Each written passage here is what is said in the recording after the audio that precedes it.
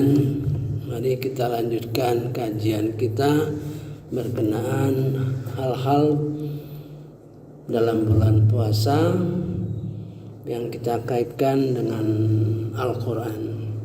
Ini terakhir ya. Nanti selanjutnya akan kita berikan pada kesempatan yang lain. Terakhir ini ada hadis mengatakan bahwa barang siapa bergembira memasuki bulan Ramadan, maka Allah mengharamkan jasadnya tersentuh api neraka. Ini luar biasa ya. Barang siapa bergembira, man fariha, masuk bulan Ramadan, Allah mengharamkan jasadnya tersentuh api neraka. Jadi persoalan gembira ini dalam Quran ada dua ya. Jadi kalau kita bergembira menghadapi bulan puasa, coba barangkali kita tingkatkan.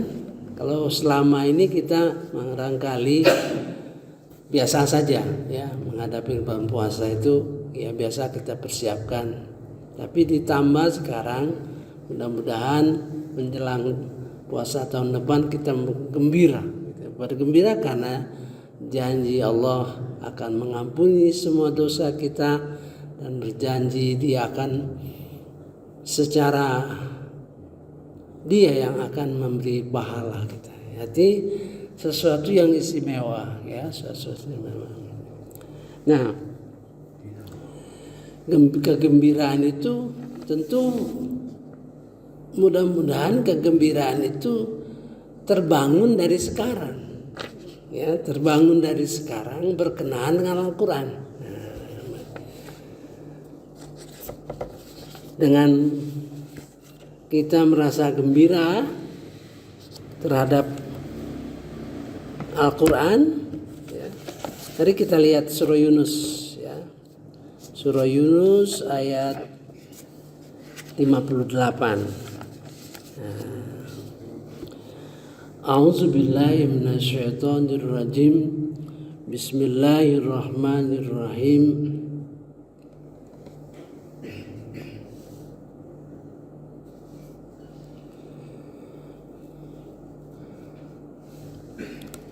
Katakanlah Muhammad, dengan karunia Allah dan rahmatnya, hendaklah dengan itu mereka bergembira. Itu lebih baik daripada apa yang mereka kumpulkan. Mari kita lihat Arabnya ya. Kalau kita dengar terjemahannya kayaknya tidak menyentuh hati ya. Qul bifadlillah, katakan Nabi Muhammad SAW. Kalau setiap kita menemui kata qul itu berarti penting ya. Penting untuk dipahamkan oleh Nabi Muhammad kepada kita, untuk ditanamkan pemahaman yang baik. Qul bifadlillah, dengan rahmat Allah, dan wabirahmati, dengan rahmatnya, dengan kurnianya dan rahmatnya, fadzalika, dengan itu falyafrahu, bergembiralah, huwa khairum mimma yajma'un, itu lebih baik dari apa yang kamu kumpulkan.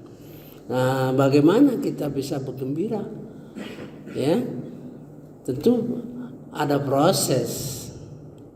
Ya, sedikit demi sedikit kita merasakan kurnia Allah Subhanahu wa taala. Sedikit-sedikit kita merasakan rahmat Allah Subhanahu wa taala, maka dengan itu kita akan bergembira. Nah, mari kita lihat ayat sebelumnya. A'udzubillahi minasyaitonirrajim. Bismillahirrahmanirrahim. Wahai manusia, sungguh pelajaran Al-Quran telah datang kepadamu dari Tuhanmu, penyembuh bagi penyakit dalam dada dan petunjuk serta rahmat bagi yang beriman.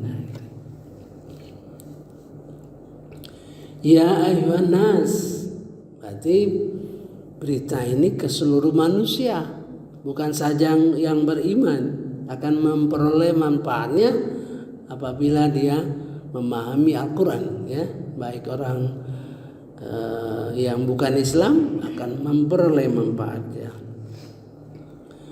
Qad ja'atkum, sungguh telah datang. Saya ingatkan kalau harkatnya sampai 6 ya, itu 6 harakat ya, itu berarti penting ya, itu cara memahami Quran dari sisi qori. Nah, cara memahami Quran dari yang suka baca Quran ya, qori ya.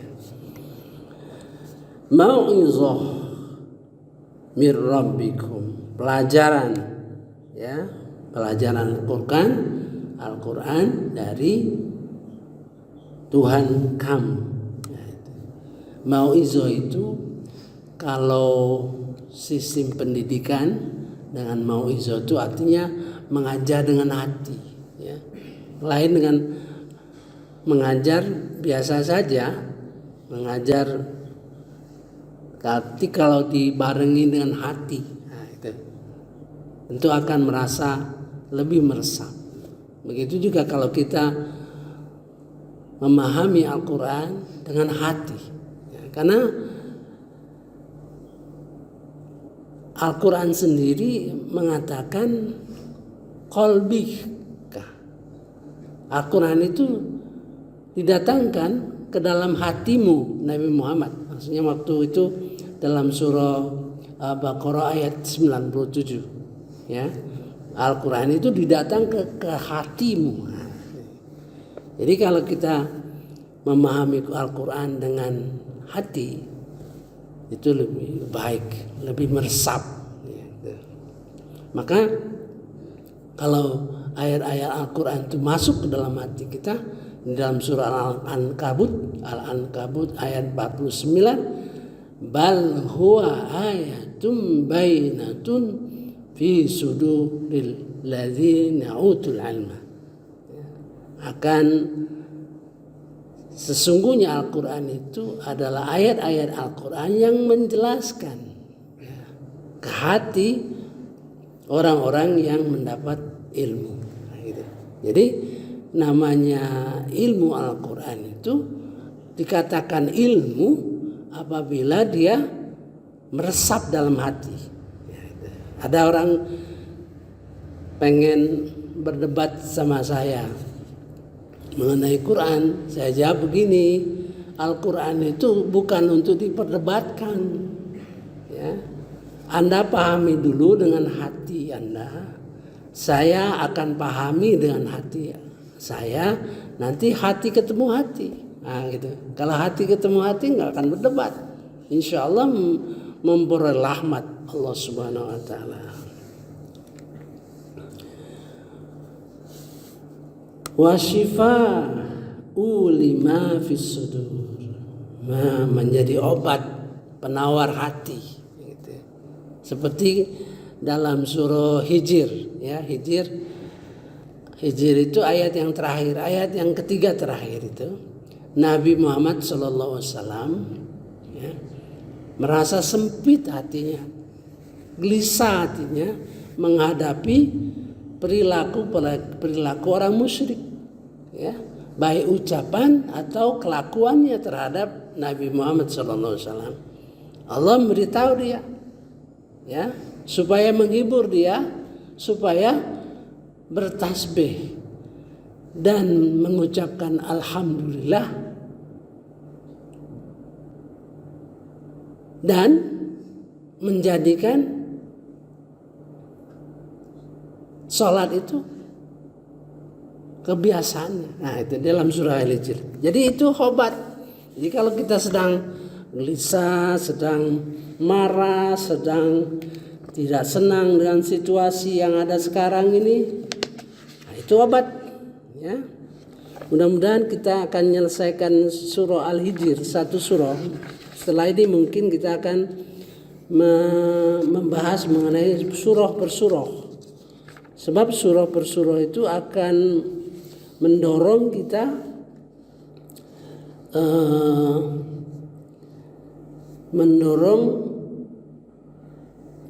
bertambahnya iman.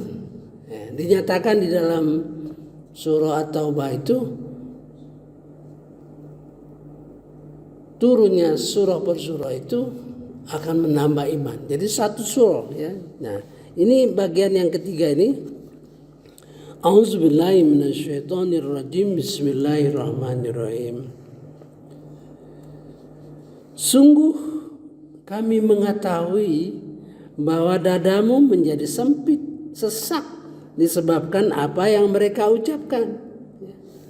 Walaqad na'lamu annaka yadhiqu sadruka bima yaqulun. Apa yang mereka ucapkan sesak Nabi Muhammad SAW. Tapi disuruh fasabbih bihamdi, ya, bertasbihlah dan memuji Allah Rabbika, ya, fasabbih bihamdi Rabbika, dan wakum minas sajidin, dan jadilah kamu masuk dari golongan yang sujud. Itu sujud. Ya, oleh sebab itu ruku dan sujud itu merupakan kunci, ya, di dalam perjuangan, dalam memahami, sehingga Al-Quran itu bisa membuat hati kita lega di dalam sujud dan ruku, ya. Kalau doa di antara dua sujud itu intinya kita minta menjadi manusia yang sempurna, seperti intinya menjadi manusia yang sempurna, sehingga apa-apa yang ditugaskan, ya, apa-apa yang dipahami dalam ruku dan sujud kita laksanakan dengan kemampuan yang ada. Kita berdoa untuk menjadi manusia sempurna. Coba perhatikan, Rabbil firli, ampuni aku, warhamni, ya, rahmati aku, wajburni itu jadikan aku kalau malas jadi rajin, kalau bodoh jadi pandai, ya, kalau tidak bersemangat jadi bersemangat. Wajburni warfa'ni, warfa' itu minta diangkatkan, ya. Yarfa'illahu allazina amanu minkum wallazina utul ilma darajat. Kita angkatkan sebagai orang yang beriman dan berilmu. Warzuqni, beri aku segala sesuatu, kurniam, harta, ilmu dan sebagainya. Wahdini, beri aku petunjuk. Wa'afini, wa'fuan, maafkan aku dan sehatkan hatiku. Itu doa sebagai manusia yang sempurna dalam menghadapi persoalan ruku dan sujud itu, ya. Maka dikatakan waku minas sajidin, jadi orang-orang yang bersujud, melakukan sholat. Mengapa ada kata sujud, ruku selalu diartikan sholat? Tidak sama, ya. Nah, itulah yang menjadi obat, ya. Mari kita lanjutkan. Wa huda wa rahmatul lil mu'minin. Mudah-mudahan, ya, dengan perasaan gembira sedikit-sedikit, tentu tidak otomatis langsung, sedikit-sedikit adanya rahmat, tambah pengetahuan, ya, tambah petunjuk dari Allah Subhanahu wa taala. Di dalam bulan puasa ini ada hidayah kita, itu ada. Kalau kita perhatikan ada, ya. Nah, itu dipelihara, teruskan apa yang sudah dilakukan itu ya. Karena ada doa di dalam surah Al-Ahqaf, doa itu dibaca oleh Abu Bakar. Ya, diperintah Nabi untuk membacanya itu Abu Bakar. Jadi doa itu doa yang paling tinggi yang dibaca oleh manusia. Rabbi auzi'ni an ashkura ni'mataka allati an'amta alayya. Ilhamkan kepadaku ya Allah, ya, sebagai tanda syukur bagaimana aku mensyukuri nikmat yang kau berikan kepadaku dan kepada orang tuaku. Rabbi auzi'ni an ashkura ni'mataka allati an'amta alayya wa ala walidayya wa an amalan sholihan tardah. Minta petunjuk kepada amal-amal yang kau ridhoi. Nah, bayangkan, kan namanya amal itu baik, apa saja amal itu baik, tapi amal yang kau ridhoi, yang untuk aku. Bagaimana amal yang sehingga amal itu berkembang dan tumbuh. Nah, gitu. Ya, ada orang yang diilhamkan kekuatan zakat infaknya gitu, ada diperkuat oleh Allah ilmunya gitu. Wan amalan sholihan tarlah wa aslih, diteruskan kepada anak keturunanku ya. Jadi para puasa ini pasti diantara kita itu ada hidayah yang sifatnya ibadah yang ditunjukkan Allah kepada kita, yang sebelumnya mungkin kita tidak terlalu perhatikan. Sekarang kita puasa kita tingkatkan dan itu melegakan. Nah, insya Allah nanti kita merasa gembira, ya. Karena kegembiraan itu tidak mudah datangnya. Saya kira cukup ya, kita selesaikan sebanyak 19 rekaman dan 6 kultum. Jadi sekitar 25 rekaman. Nanti mudah-mudahan kita upload ke dalam YouTube sehingga itu akan bermanfaat bagi kita, dan mungkin kita persiapkan untuk tahun depan yang belum puasa akan datang. Subhanakallahumma wa bihamdika asyhadu an la ilaha illa anta astaghfiruka wa atubu ilaik. Wallahu alam. Wassalamualaikum warahmatullahi wabarakatuh.